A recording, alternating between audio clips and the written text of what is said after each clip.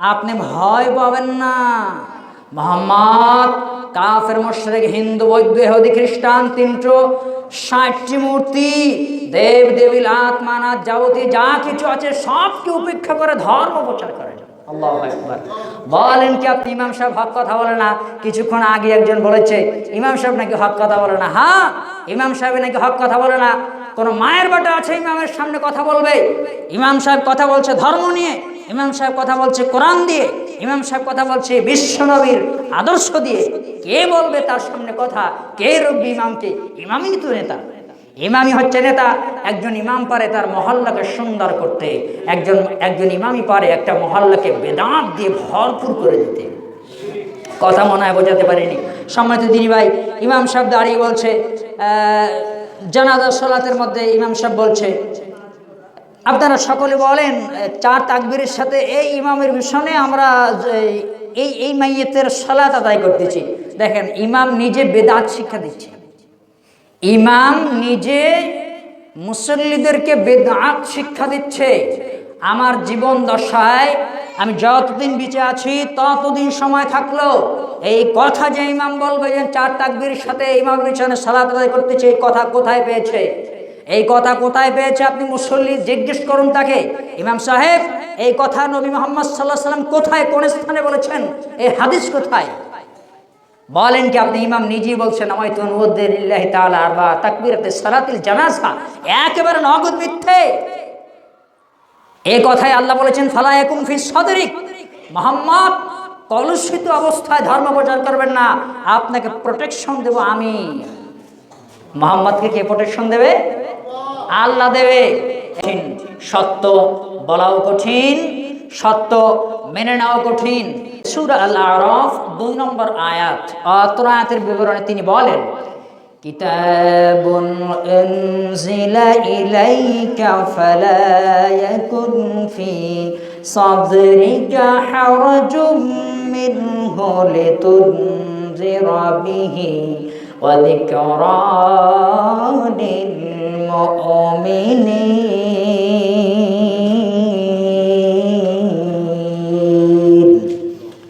অত্র আয়াতের বিবরণে তিনি বলেছেন কিতাব,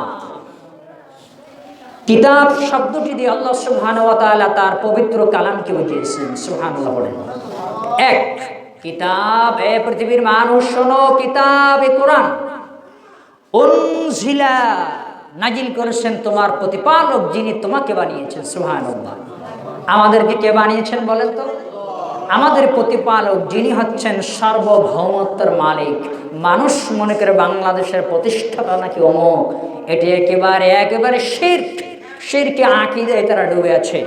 আল্লাহ সুবহানাহু ওয়া তাআলা তিনি বলেছেন উনজিলা, আল্লাহ তাআলা এ কোরআন নাজিল করেছেন। 2 ইলাইকা, নবী হে আপনার প্রতি আমি এ কোরআন নাজিল করেছি। সুবহানাল্লাহ।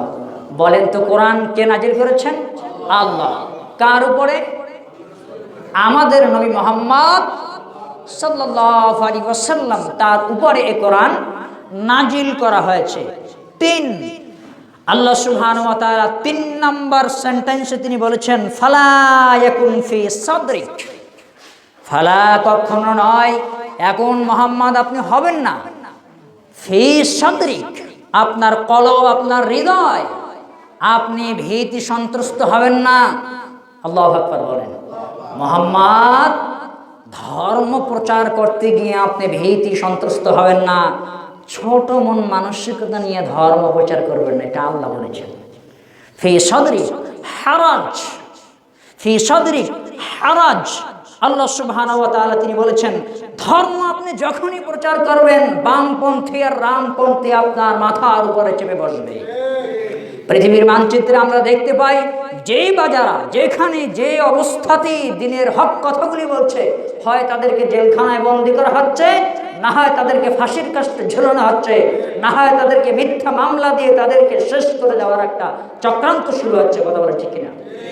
সম্মানিত দিনী ভাই, আল্লাহ রাব্বুল আলামিন অত্র আয়াতে তিনি বলেছেন ফালা ইয়াকুন ফি সাদরিকা হারাজ, হারাজ মুহাম্মদ আপনি ভয় পাবেন না, মোহাম্মদ কাফের মুশরিক হিন্দু বৌদ্ধ ইহুদি খ্রিস্টান 360টি মূর্তি দেব দেবী লাত মানাত যাবতীয় যা কিছু আছে সবকে উপেক্ষা করে ধর্ম প্রচার করে যান। আল্লাহু আকবার।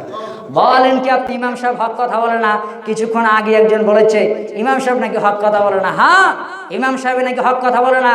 কোন মায়ের বেটা আছে ইমামের সামনে কথা বলবে?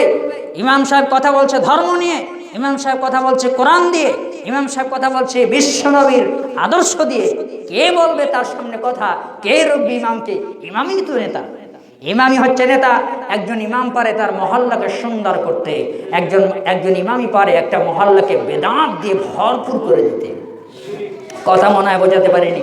সম্মানিত দিনী ভাই, ইমাম সাহেব দাঁড়িয়ে বলছে জানাজা সালাতের মধ্যে ইমাম সাহেব বলছে আপনারা সকলে বলেন 4 তাকবীরের সাথে এই ইমামের পিছনে আমরা এই মাইয়িতের সালাত আদায় করতেছি। দেখেন, ইমাম নিজে বেদাত শিক্ষা দিচ্ছে, ইমাম নিজে মুসল্লিদেরকে বেদাত শিক্ষা দিচ্ছে। আমার জীবন দশায় আমি যতদিন বেঁচে আছি ততদিন সময় থাকলো এই কথা যে ইমাম বলবে যে 4 তাকবীরের সাথে ইমামের পিছনে সালাত আদায় করতেছে, এই কথা কোথায় পেয়েছে? এই কথা কোথায় পেয়েছে? আপনি মুসল্লি জিজ্ঞেস করুন তাকে, ইমাম সাহেব এই কথা নবী মুহাম্মদ সাল্লাল্লাহু আলাইহি ওয়াসাল্লাম কোথায়, কোন স্থানে বলেছেন? এই হাদিস কোথায়? বলেন কি আপনি ইমাম নিজেই বলছেন আমায়তু লিল্লাহি তাআলা আরবা তাকবীরাতে সালাতিল জানাজা, একেবারে নগদ মিথ্যে।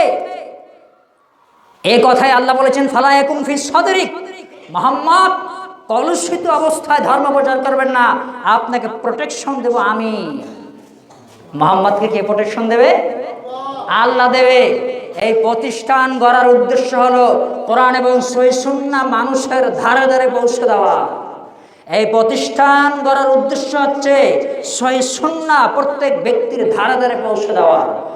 আজ ছোট শিশু কোরআন শিখবে, সহিহ হাদিসগুলি শিখবে, পড়বে, মানুষকে বোঝাবে। এই হলো মেইন উদ্দেশ্য আমাদের। আল্লাহ আপনি এই প্রতিষ্ঠানকে কবুল করুন, আমরা বলি আমিন। আল্লাহ এখানে যে বা যারা সাহায্য সহযোগিতা করবে প্রত্যেকের সাহায্য এবং সহযোগিতাকে কবুল করেন, আমরা বলি আমিন।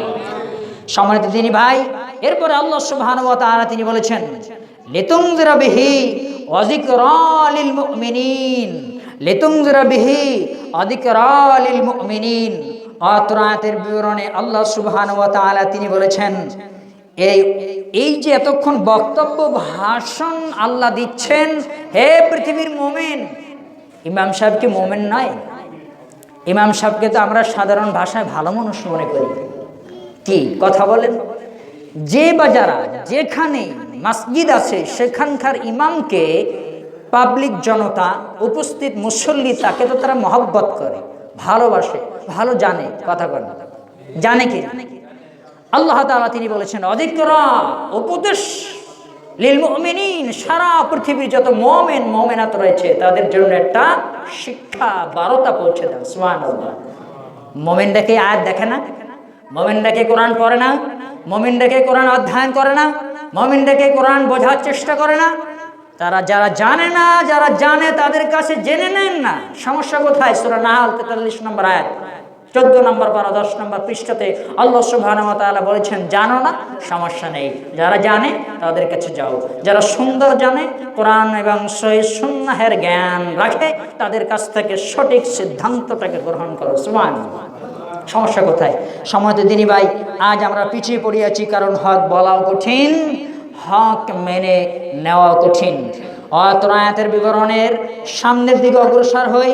আল্লাহ সুবহানাহু ওয়া তাআলা সূরা আল আরাফের 3 নম্বর আয়াতে তিনি বলেছেন ইত্তাবিউ মা উনজিলা ইলাইকুম মির রাব্বিকুম ওয়া লা তাত্তাবিউ মিন দুনিহি আউলিয়া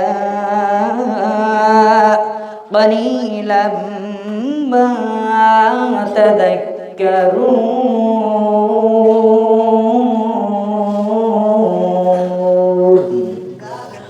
আয়াতের বিবরণে তিনি বলেছেন হে পৃথিবীর মানুষ, ইত্তাবিউ, তোমরা আনুগত্য করো, মানো, মেনে নাও, অনুসরণ করো, অনুকরণ করো।